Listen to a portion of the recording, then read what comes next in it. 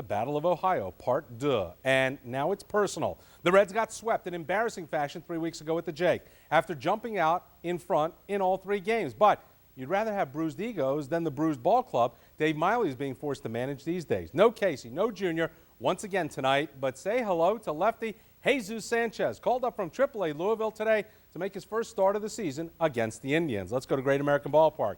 Reds load the bases in the second against Kaz Tadano. Then he walks Brandon Larson to force in a run, and the Reds with a very brief lead, 1-0. Then in the third, Ron Belliard flips his bat. You know that one's out of here. To the second deck, in left field. It's 2-1 Indians, and uh-oh, here we go. Now in the fifth, Sanchez still in there. Well, not after that. 3-run shot by Victor Martinez makes it 6-1 Cleveland. The numbers on Sanchez, 4+ innings, 6 hits, 6 earned runs. But wait, there's more. Still in the fifth. It's Reds killer Coco Crisp on an 0-2 pitch from Mike Matthews. Another 3-run bomb, and the Reds are reeling. It's now 9-1. Let's fast forward to the 8th. The Indians now up by a dozen, 14-2. Casey Blake on another 0-2 pitch, this time from Todd Van Poppel. That makes it 15-2. Van Poppel, 1 inning, 7 runs, 6 earned runs, 7 hits, 6 earned runs, and this pretty much sums it up. Barry Larkin ropes one off the wall. Barry tries, no, he is out of there, and so were the Reds. 15-2 your final. Oh my. Yeah, I mean, it was obviously a tough, long night. I mean, they got some hits, doubles, home runs. It was just basically one of those nights, and not much you can do about it. Some news and notes. Austin Kearns had surgery to remove a bone spur, scar tissue, and a lesion from his base of his right thumb. He'll pick up a bat, hopefully in 3 to 4 weeks. The Reds also signed 2 more draft picks, including second-rounder B.J. Szymanski. That means just 2 of the top 10 choices are still unsigned, including number 1 Homer Bailey. And to make room for tonight's starter, Jesus Sanchez, Jermaine Clark was sent back to AAA Louisville. Sean Casey and Ken Griffey Jr. both missed their 5th consecutive games tonight due to leg problems. And now we learn reliever Mike Matthews is scheduled for surgery on Tuesday to remove bone chips from his left elbow. Matthews goes on the 15-day DL. Ryan Wagner gets the call back from Louisville. It's the Reds and Indians tonight. Let's go to Great American Ballpark. Former Xavier coach Skip Prosser back in town, taking in the battle. Bottom of the first, D'Angelo Jimenez lights up Scott Ellerton with his 6th homer of the year, 2nd in as many days. The 2-run blast takes the Reds to a 2-0 lead. And just 3 batters later, Jason LaRue goes up the middle. Coco Crisp can't make the play. Adam Dunn comes around. That puts the Reds up 3-0 after just 1 inning. And Paul Wilson keeps the Reds in front, striking out 6 in 6+ innings. Don Gullett calls Tom Hume, and both are smiling over their starter. In the 4th, Ryan Friel finds the pat to left, sneaking one by Omar Vizquel. Javier Valentin comes around from second. That puts the Reds on top 4-0. Now, top of the 5th, Omar Vizquel flies to center, but Ryan Friel can't fly far enough to reach this one. It goes all the way back to the wall. Ellerton comes in. Vizquel winds up on 3rd. Matt Lawton adds to the comeback attempt in the 7th. Going yard off Wilson.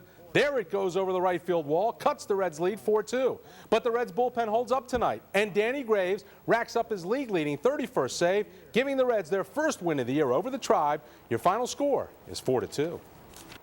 Past couple of starts, the ball had been running and it hadn't had the same sink. And tonight we got back to throwing strikes, being in the zone, and even when we were behind the count, we made pitches where they didn't get a good bat on the ball, and we got outs. And I still threw a lot of pitches, but it was able to go out for the 7th inning and kind of help the bullpen out, and the bullpen did a great job tonight. He's been doing it all year, and he should have 12 wins right now, but today was his 8th. But he's the best competitor I've ever played with. He's out there every pitch, giving it everything he has, and couldn't be more happy for the guy. Tomorrow, Aaron Harang gets the nod after getting pushed back from his original scheduled start on Friday. Harang makes his 2nd career start against the Tribe, first as a Red. The Indians counter with righty Jake Westbrook. He has lost his last 2 decisions. We begin with the Battle of Ohio. The Reds may need to change their name to the Black and Blue soon, with all the limping around on and off the field. They have lost 5 of 6 coming into today's game against the Tribe, and injuries haven't helped matters. Playing without Ken Griffey, Sean Casey and Austin Kearns all week. Junior returns today, hoping to bring some fireworks for a much-needed series win. Let's go to Great American. This one's scoreless till the 6th when Aaron Harang makes his only mistake of the game. Matt Lawton goes deep to right. Harang, 6 innings, 5 hits, 4 strikeouts. Next inning, John Riedling in. Coco Crisp, who's made a name for himself beating up on the Reds, goes deep to center. The ground rule double over Junior, plates 2 more. The Tribe are on top 3-0. A big day for Ryan Friel. Part of his 4 for 6 day, singles to left. That's good enough to score Brandon Larson from second. The Reds finally break through. It's 3-1. But in the top of the 8th, the Tribe regain their 3-run margin. With Phil Norton in, Jody Garrett's chop over Javier Valentin brings home Lawton from third, 4-1. Bottom of the frame, the Reds scored 3 times. First, it's Valentin finding the gap in right center. The double plates Adam Dunn. It's 4-2. Jacob Cruz pinch hitting, grounds out the second. That scores Barry Larkin from third, make it 4-3. And Jason LaRue gets a gift from Casey Blake. Easy ground ball. The third baseman throws high. LaRue is safe. Valentin ties it at 4 apiece.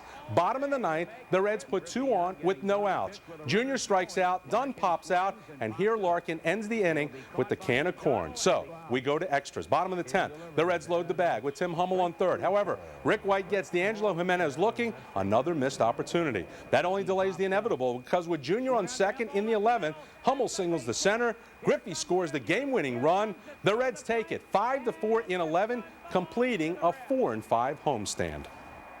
We got a little help on the overthrown ball, but you know, it was a break that we needed, and we got it, and we didn't capitalize on it right away. But you know, another guy who hasn't had much playing time steps up and gets the job done for us. And you know, Griffey looked like he needed a wheelchair coming around second base trying to score.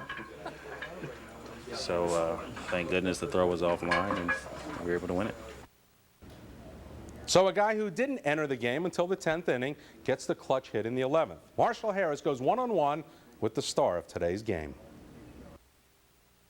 Harvey, I'm with today's hero. Tim Hummel came out with a big hit. I guess you couldn't end it any better than that on the 4th of July. Yeah, I mean, it was good. Just we kind of battled this whole homestand, and that game kind of, you know, showed what we really did the whole homestand. I mean, we didn't win every game here. But, you know, we made them close. Even if we were losing, we were down. We made sure we battled and battled and battled. And today, I think, showed just how much we battle. Obviously, since being caught up, you've made the most of your playing time. How big is it to get hits like these and kind of, like, I guess, solidify your position on the team? It helps. I mean, obviously, it helps. But I try not to think about that while I'm out there. I just find ways to help this team win. And if I'm doing that and I do all the right things, then you know, I can't be mad at myself. And hopefully they'll keep me around for the rest of the year, or the rest of whatever. You know, whatever happens, happens. Tim Hummel and the rest of the Reds head to St. Louis after taking 2 of 3 from the Indians. Harvey, we send it back to you. Marshall, thank you very much. The Reds and Redbirds open a pivotal, crucial, dire, vital 3-game series at Busch Stadium tomorrow afternoon. First pitch 2:15. Corey Lytle opposes Chris Carpenter.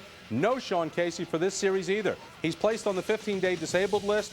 We hear Corky Miller will get the call-up tomorrow. So you wonder what that means for Casey's spot in the All-Star game next week. For the 3rd time in his career, the Reds' first baseman is going to the Midsummer Classic, and he's not alone. In fact, the Reds will send a quartet to Houston. Casey is joined by Junior, who will start in center, shortstop Barry Larkin, and closer Danny Graves, who leads the league in leads the majors, in fact, in saves. First time in 9 years, the Reds send 4 All-Stars to the big game.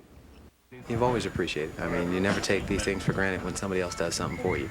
And the fans who took the time out to punch my name out, you know, that means a lot to me. I've been to one, and I figured if that was the only one I ever went to, it was a great accomplishment for me. But being able to go to another one, it's very exciting. I owe it all to the guys in the bullpen and everybody on the team. You know, they're the ones that make me look good.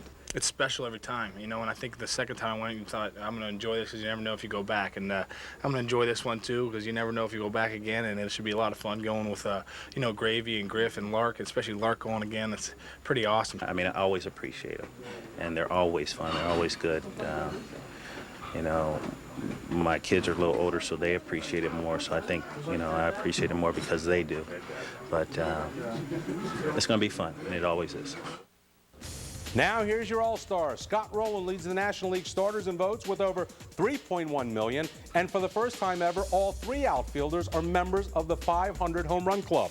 The Pirates' Jack Wilson leads the NL in hits and triples. Johnny Estrada and Mark Loretta, the Braves and Padres lone reps. Lance Berkman goes for the host Astros. Randy Johnson leads the league in strikeouts. Tom Glavine in ERA. Jason Schmidt and Roger Clemens each have 10 victories. And Jack McKeon, interesting enough, adds Larkin to the team. He finished 4th in shortstop voting. The Expos' only pick is Levon Hernandez. And the Rockies' lone rep, Todd Helton. Alfonso Soriano leads the majors in votes with nearly 3.5 million. He'll start at second. 3 Yankees round out the infield. No surprises with Vlad Guerrero, Manny Ramirez, and Ichiro in the outfield. 3 Indians headline the position reserves. Red Sox first baseman David Ortiz leads the league with 76 RBI. Rangers shortstop Michael Young on top with 115 hits. Here are the pitchers. Indian starter CC Sabathia leads the AL in ERA. Kurt Schilling and Kenny Rogers each have 11 wins. Mariano Rivera paces the league in saves. And manager Joe Torre adds 7 more to the squad, including the lone reps from the Royals, Orioles, Blue Jays, White Sox, and the Twins. Now, it's time for you to make the call. Which player should have made the All-Star team from the Reds? Paul Wilson, he's 8-2 with a 3.63 ERA, or perhaps Adam Dunn and his 24 homers, or are neither deserving? Call 345-1212. We want your vote. We'll have your results a little later in the show. Welcome back. So, should the Reds become buyers or sellers? Who got the All-Star snub? It's time to have the answers to these inquiries and more, so let's throw it over to Marshall for Who Asked You? Welcome to an all-star edition of Who Asked You, along with Richard Skinner, one of 2 angry men. I am Marshall Harrison. Exciting weekend for the Reds. I guess an appropriate weekend for the fans. They win 2 out of 3, and they had to come from behind to do it today. But they get it done in extra innings, and unlikely source Tim Hummel really helps pull them, at least staying close with St. Louis, only 5 back. Think about it. Go back to Friday night. I mean, that was about as devastating as it could be. I mean, you lose to a pitcher like that who's got a history like he does off the field. You got to be embarrassed for yourself. The guy's a male porn star. I mean, he really and truly is. You lose to a guy like that, that's embarrassing. That's where the jokes start. Yeah, that's where the jokes start. And then suddenly, to win yesterday and then win the rubber game today, that's great. I mean, that is huge going to St. Louis, because suddenly you lose 2 in a row going to St. Louis. You can see the snowball start to roll downhill. Suddenly look at the All-Star break. This could have been a 500 ball club. And especially when we look at, they take 2 out of 3, and then the news that Casey's going to be on the DL. It's kind of like, okay, we can take a positive out of this. We're able to win 2 out of 3 without him, and you're probably going to be without him the rest of the week. Yeah, and I think it was a matter of time. I think this was more just to create something roster-wise, and they can do this retroactively, obviously. But you can't keep going day to day to day for 13 straight days with a guy who's hurt. It just limits your ball club as far as what you can do off the bench, and it really, I think it caught him short over the weekend for the most part, and especially yesterday. So now they get a chance to at least fill that where that's concerned. So yeah, and I think it is a nice thing to take out of it. They had really struggled with their in-state rival. Now they look at division rivalry. This road trip could be the defining moment, especially of the season so far, we should say, with St. Louis, a team that you're fighting to catch up with. Head-to-head is everything. Yeah, I mean, you hate to look up come, Wednesday night and all of a sudden you're 7 games back, 8 games back, whatever it'll be. That would be devastating to be. The flip side is you can come out of that, maybe be 2 games back. At worst case, maybe be 3 games back and still be very much in it. So it is defining. If you go to St. Louis and you get swept, it may be time at the All-Star break for the management to start looking up and saying, is it time to start trading some people off? And what is it you think they need to do as far as this week going into the All-Star break to figure out, are we buyers or are we sellers? Well, I think that's only that they can answer that at this stage of the game. We can all surmise and guess, and it's always fun, but usually you got a pulse on a club where you can say, all right, they're going to be looking for this to help themselves. But they need help at third base. They could use another bat off the bench. They need at least 1, if not 2 starting pitchers. That's a lot. Houston may have solved some of their problems with getting Beltran, and granted they have not played exceedingly well since then. They maybe need to add a closer. If you're the Cubs, you probably are sitting tight, and maybe could add some bullpen help, some middle relief help, which is easier to come by. But the Reds have got probably too many holes to fill. I think almost the one thing that's got to happen is, the best thing that might happen is they go backwards and tank and have to start selling, because they probably can't sign Paul Wilson after this year. Probably can't sign Corey Lytle after this season. And so it may even force your hand on Junior where that's concerned. You can maybe trade him off when the iron's hot. Ironically enough, you talk about filling holes, but it seems like they've got some pretty good players. They got 4 players named to the All-Star team: Ken Griffey Jr., Sean Casey, and then we look at Barry Larkin, really the surprise, and of course Danny Graves. Can't complain about that. And it's so funny because before the year started, you know, nobody thought the Reds were going to have a collectively good season. I think the hope was Graves would get off to a good start so you could trade him and trade his contract. The hope was Junior would get off to a good start so you could trade him and probably trade his contract. Now they're still, like I said, they're in that middle ground where both of them had great first halves, indicative of being all-stars.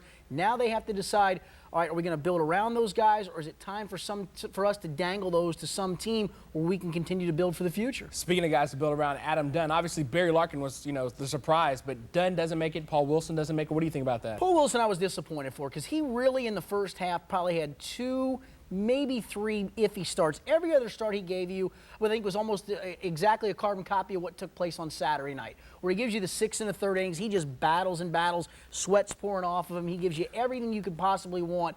And I thought for a guy, you know, the bullpen cost him a couple of victories. He could just as easily be 10-2. I'm sure they looked at the ERA, and I think they looked at the other part. You know, Junior was voted on, as you pointed out. Right. Casey was impossible to keep off. Graves, because he leads the majors in saves, was impossible to keep off. And right, but again, that 31 saves, I think, is impossible to probably keep him off. And Larkin deserved it. He deserved it. Plus, there's a little sentimentality to it being his last year. I don't think this club warranted 5 guys, and that's unfortunate for Paul Wilson and Adam Dunn, both having good years. All right, well, thank you for stopping by, Skinny. Enjoy what's left of your 4th of July Thanks weekend. very much. Back to you, Harvey.